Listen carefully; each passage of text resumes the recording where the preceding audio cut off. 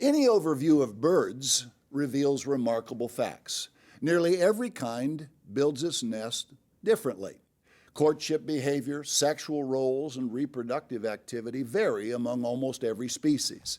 In one bird, females gather food while males tend the eggs. And when did the sexes diverge for birds or any other animal? Even some plants are male and female. How did this happen? There are a number of videos that adequately explain the evolution of sex. I don't have time to go into it in depth, but in brief, sexual reproduction occurred before there were plants or animals. It began as one of a few forms of horizontal gene transfer, commonly known in microbes as conjugation. This was later adapted in unicellular protists. Most single-celled eukaryotes reproduce asexually with binary fusion, just like bacteria usually do. But some of them reproduce by sharing gametes, and this practice was continued in subsequent lines of plants and animals. As you mentioned, some plants reproduce sexually, but not all of them, and most animals reproduce sexually, but again, not all of them. Now, one of these days I'm going to do a video on the oddities of some animal sex life, some of which is just so fucked up that that alone should be sufficient argument against there being any God. Seriously, some of that is really disturbing. For the moment, though, you should understand that even some vertebrates are able to switch from sexual to asexual reproduction and back again.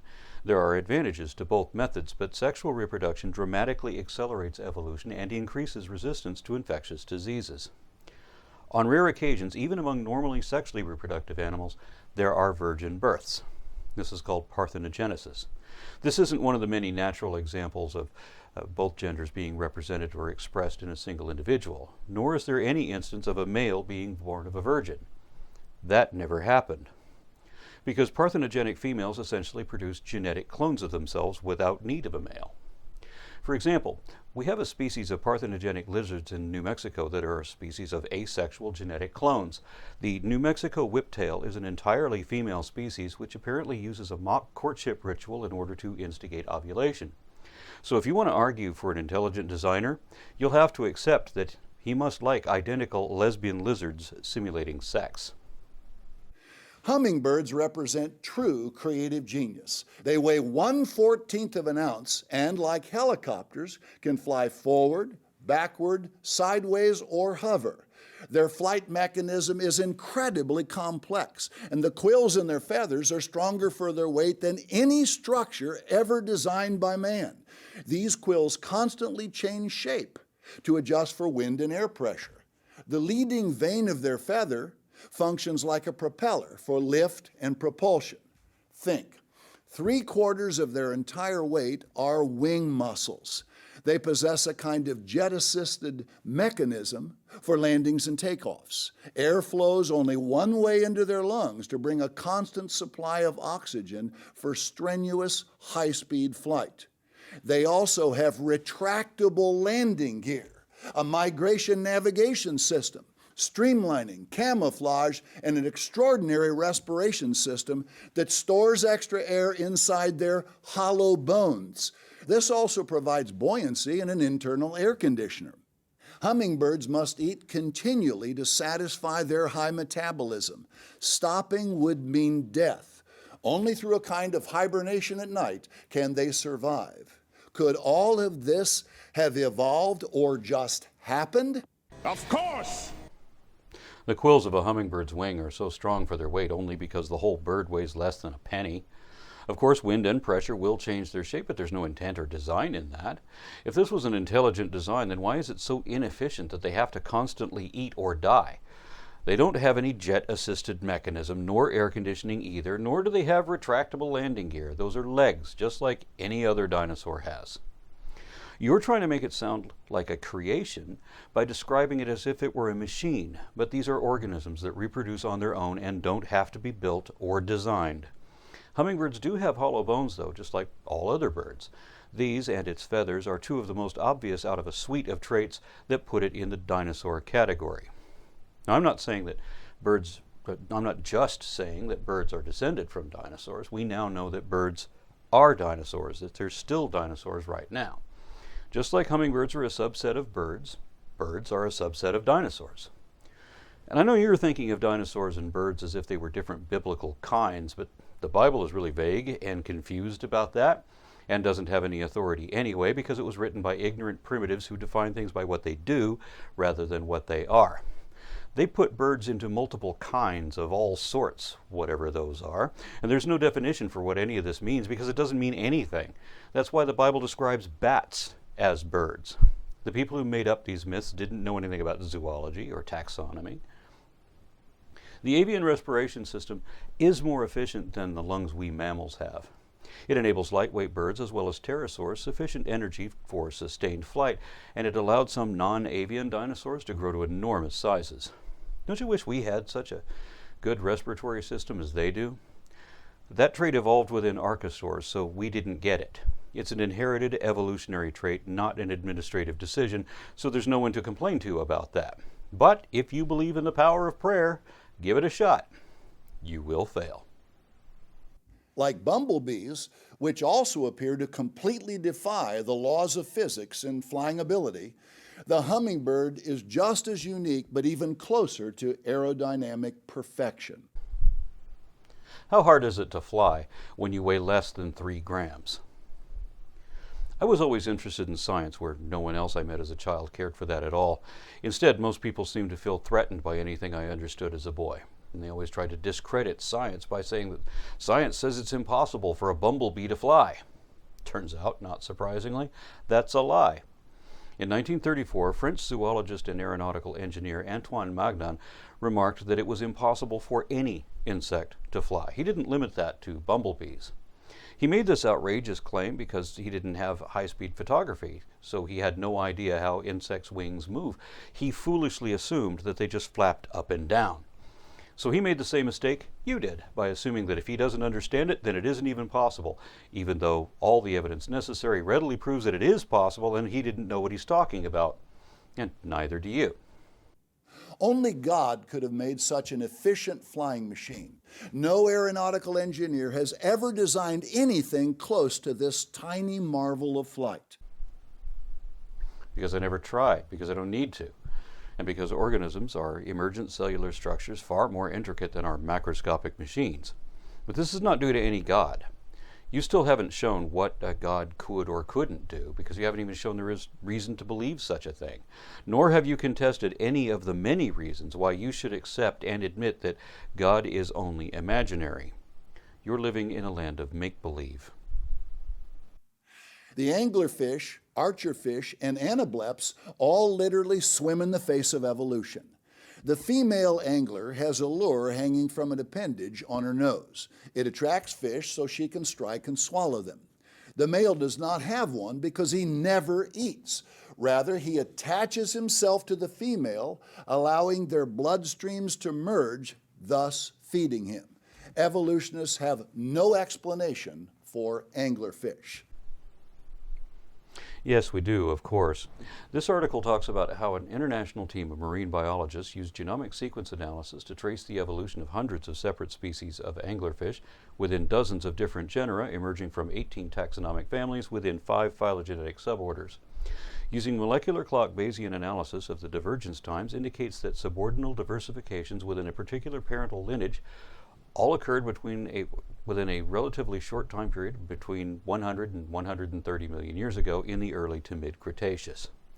Phylogenetic data constructed a series of cladograms for each of the subgroups, tested alternate hypotheses, and even specifically addressed the relatively few species wherein the male becomes a morbidly absorbed parasite of the female and ceases to exist as anything more than an otherwise digested sack of sperm. Don't you ever get tired of being wrong about everything all the time? The archerfish can shoot down bugs above the surface by squirting. Water severely bends or refracts light and should cause an impossible targeting problem for the fish. It is score or starve. How do all archerfish instinctively know how to perfectly compute the angle of light refraction to successfully hit prey? God built it in. Objection. Unsupported assertion. You still haven't shown that there is a God, nor that it could do anything, much less that it has done anything. That is only your assumption, and it is without merit. Marksmen learn real quick that if your sights are off, you compensate. In this case, you shoot slightly high. Seriously, it's not that hard, especially not when you do it for a living and you have only one job, because it is not score, or starve. You can try again and again as many times as you need to because you have an inexhaustible supply of ammunition. The anableps has extraordinary eyes. It sits on the surface, seeing out of water and underwater at the same time. Its eyes are divided into two parts.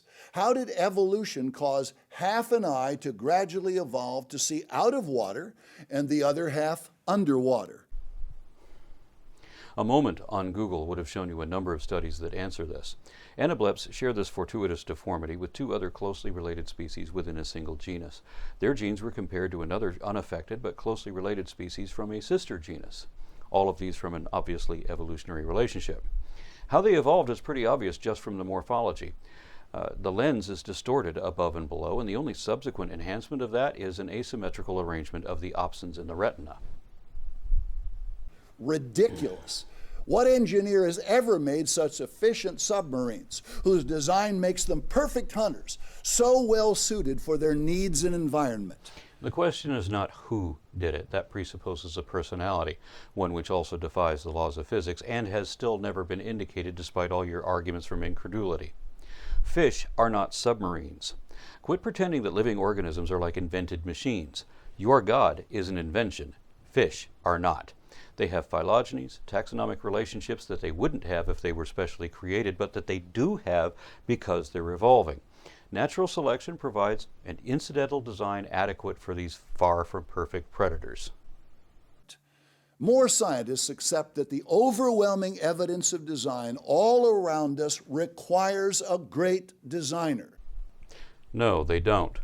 Poll after poll shows that belief in a God or higher power has always been less likely among scientists and has been steadily declining for more than 100 years, such that scientists who are believers are a pitiful minority now. This is especially true among the earth and life scientists, the very ones who would be siding with you if there was any truth to your position at all. But there isn't. There is no indication of intelligent design, and no one knows that better than biologists and geologists. And acceptance of any other explanation denies reality. You're the one who denies reality. That's your job, to make believe an imaginary alternative. But the fact is that evolution is a demonstrable reality and an inescapable fact of population genetics and phylogeny, while creationism literally is a denial of reality, and this is openly admitted in the faith statements of creationist organizations. The first quote sets up the second. Everyone concludes naturally and comfortably that highly ordered and designed items, machines, houses, etc., owe existence to a designer. It is unnatural to conclude otherwise. But evolution asks us to break stride from what is natural to believe and then believe in that which is unnatural, unreasonable, and unbelievable. You subscribe to a belief system in which snakes and donkeys can talk, where wizards and witches cast spells, where there are giants and dragons to contend with, while necromancers raise armies of the undead, where the earth is described as a flat disk standing on pillars like a table, where it's covered with a giant crystal dome with windows in it to let the rain in, because outer space is full of water, where the sun and the moon are both within that firmament and they're both supposed to be the same size, that they're both lights and that they're both different from the stars, and that the stars are relatively tiny objects that can be trodden on when they get blown out of the sky by a storm. Yet you say that evolution is unbelievable, simply because you insist on misrepresenting self-replicating organisms as if they were mere machines that couldn't replicate themselves? Your unsupported delusion is faith-based, meaning that you must defend the faith against any and all evidence to the contrary. Yet you pretend that evolution is unreasonable?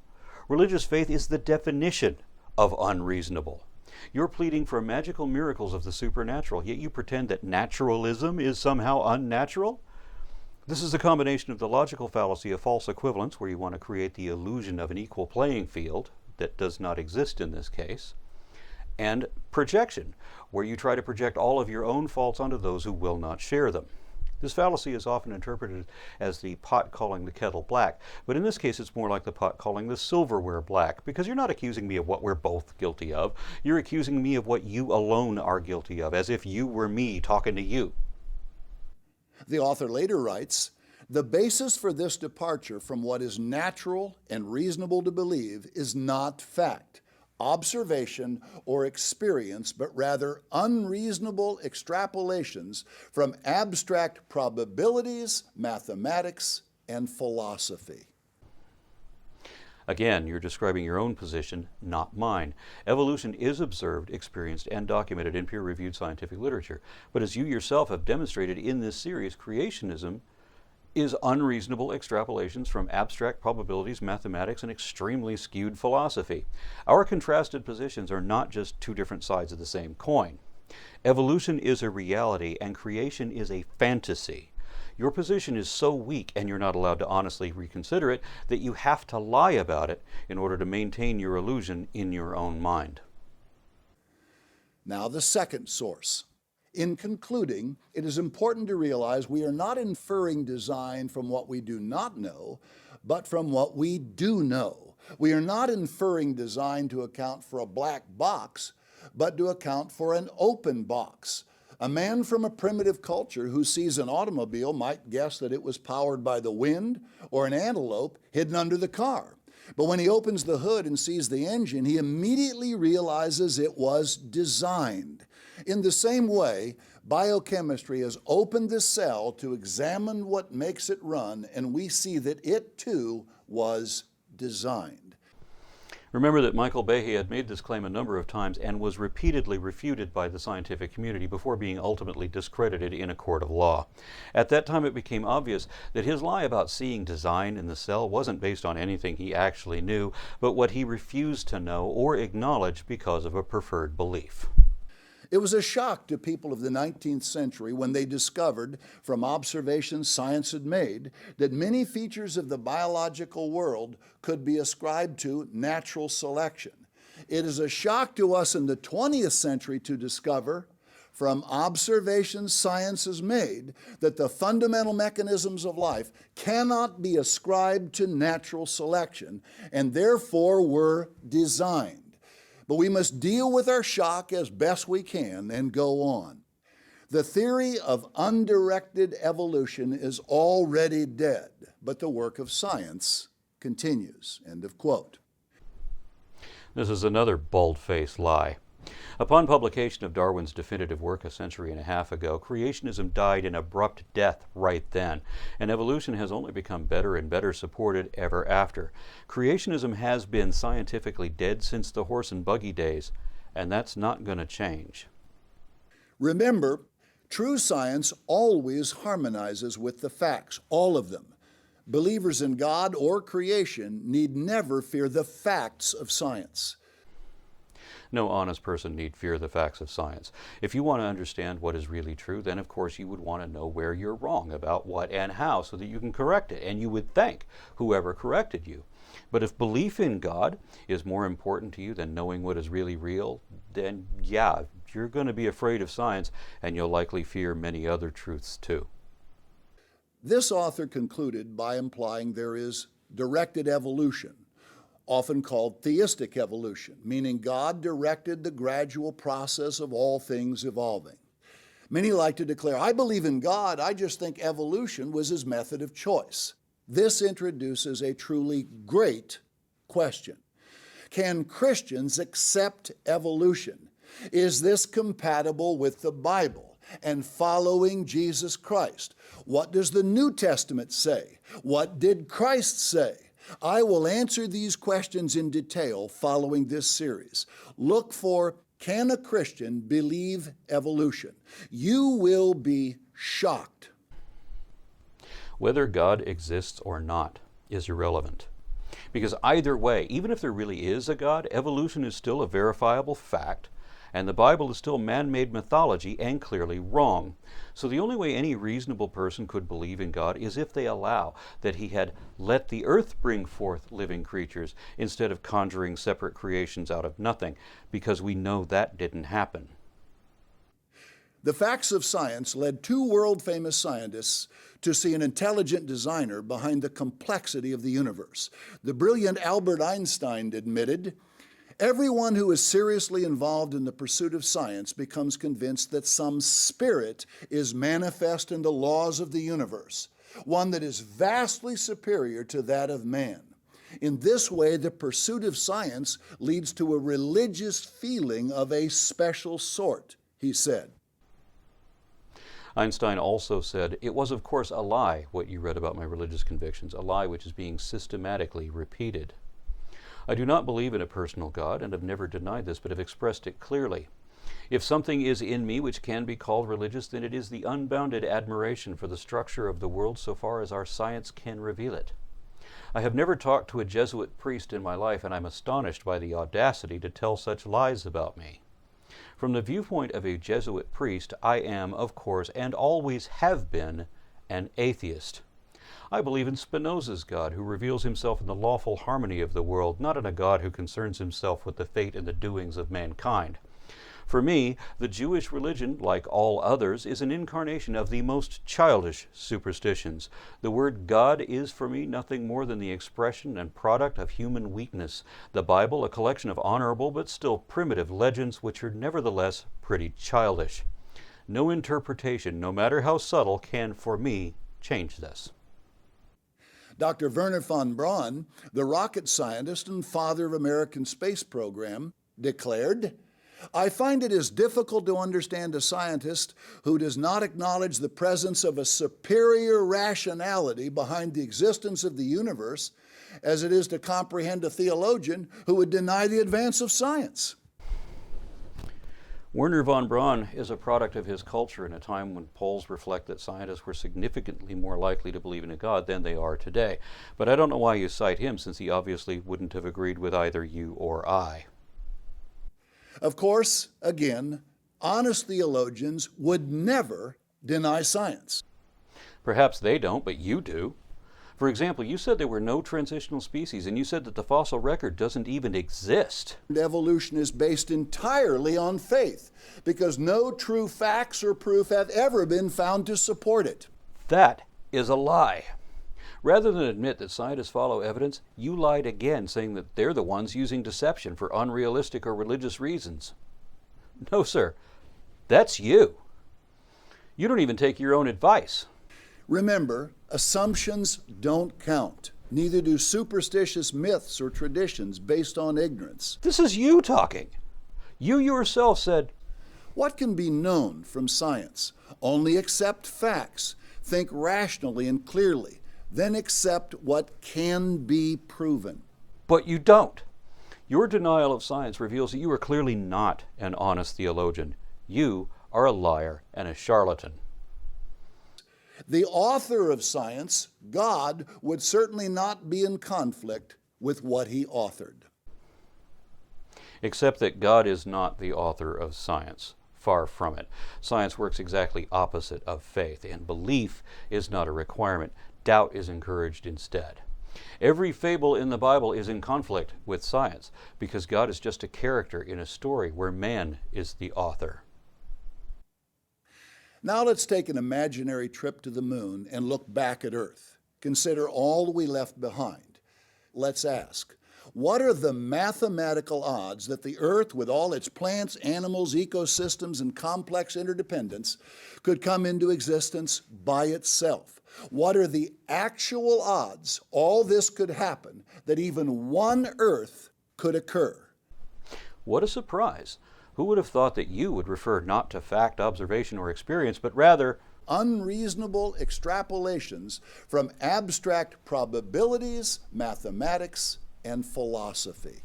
What a hypocrite. Numerous scientists have recognized the improbable position of our planet's location in the solar system relative to its moon. For instance, if the Earth were 10% farther from the sun, it would freeze over. If 10% closer, it would quickly bake. Bearing in mind that 10% in this case is over 9 million miles, the Goldilocks zone is still easily broad enough to allow that in either direction. Astronomers estimate that the Earth would still be habitable whether we were 10 million miles closer to the sun or 10 million miles further out. Venus's orbit is 30% closer, and our planet would actually fare better than Venus does there because we don't have the runaway greenhouse effect. Mars is 50% further out, and we wouldn't be as cold there as Mars is for the same reason, because we're bigger and our core is still dynamic, so we have a thicker atmosphere protected by a magnetosphere. In fact, if we were 25% further out, we might be better off than where we are now. And if you swap the two so that Mars goes where Venus is and vice versa, both would be better off than either is now. You might have 3 habitable worlds then, if Mars were a bit bigger anyway, because there are many variables for whether and how well a planet can sustain life. If 20% closer to the moon, 35 to 50 foot tidal waves would twice a day engulf most of Earth's land surface at great speed. We've already been 20% closer to the moon, way back in Earth's history, shortly after the moon was formed. And 50-foot tidal waves don't wash inland very far at all. 50-foot tsunamis will, but only because they're a very different type of wave with substantially more water at the same height. Dr. Hugh Ross sat down and carefully performed an extraordinarily complex mathematical computation. He took 123 separate parameters, realized that today there are over 200, and calculated the odds that all these 123 factors necessary for the Earth to exist as we know it could have come together, just happened on their own. A few must be listed to appreciate the complexity of his calculations. Ross computed an exact value for galaxy size, type, location, birth date of its sun, proximity of solar nebula to a supernova eruption, number of moons, mass and distance from moons, tidal force, axis tilt of planet, distance from star, global distribution of continents, thickness of planet crust, atmospheric transparency, pressure, viscosity, carbon dioxide level, amount of chlorine, cobalt, copper, fluorine, nickel, potassium, and many other elements in the Earth's crust, oxygen to nitrogen ratio, volcanic activity, and 99 more. He then performed one final computation before arriving at a conclusion on the chances of the entire universe producing even one Earth. His calculation for finding all 123 parameters for a single Earth? Less than 1 chance in 10 to the 139th power. 100 million, trillion, trillion, trillion, trillion, trillion, trillion, trillion, trillion, trillion, trillion, trillion, 11 trillions, a lot of zeros, exists that even one such planet would occur anywhere in the universe. End of quote. A vigintillion, for a long time the largest known number, has 63 zeros. But the odds of one Earth anywhere in the universe involves a number so immensely large as to absolutely dwarf a vigintillion. But the chance that the universe was conjured by an incantation spell is simply 0. And the chances of a magical, anthropomorphic, immortal, immaterial mind existing without any sort of brain is also 0. However, if you calculate the odds of both you and I being born and raised when, where, and how we were, with all the experiences that influenced us to become who we are today, to then confront each other in this precise way, is another absurdly improbable occurrence, just like virtually everything else that has already happened today when you take everything into account. Just because something seems unlikely doesn't mean God did it. Just because you don't understand it doesn't mean God did it. Arguing from incredulity is a logical fallacy, not evidence. It doesn't imply a God, it just shows what you don't know. If something is unexplained, it doesn't mean that the explanation is God. It means that we don't know, and neither do you. Everything that used to be unexplained was blamed on the supernatural, and that always turned out to be the wrong answer every single time. So if you want to propose an explanation, you have to show that the facts support that. If you can't show that you're right, you're not. Understand, the universe is inseparable from the laws of mathematics. Any mathematician worth his salt would admit the Earth was created exactly as we see it. Wrong again, or should I say, still. Each of these men are mathematicians famous in their field, each one individually worth substantially more than all of their collective salt. Yet none of them agree with you. They all know better because they know your figures just don't add up, and you can't even see it. So then, the universe was created by God. No. That is still absurd, unsupported conjecture, and you have yet to provide any reason to believe you. Lies, ignorance, and logical fallacies aren't going to work. You have to show evidence indicating a God. Without evidence that God exists, then there evidently is no God. See how that works? let's at least pause to ask, why are people, maybe including you, willing to believe the proof that God created the heavens and the earth as He said, but not willing to believe He created all life on earth, plants and animals, as He said? Make yourself see and come to grips with this inconsistency. God never said that He created the earth. The Bible did. Or rather, the mere fallible men who wrote the Bible did. Likewise, God never said He created animals either. Again, primitive myth makers made that up. The Bible is not the Word of God. It is the highly dubious word of ignorant, bigoted, superstitious savages with no understanding of the real world. Even you know more than they did, although that's not saying much.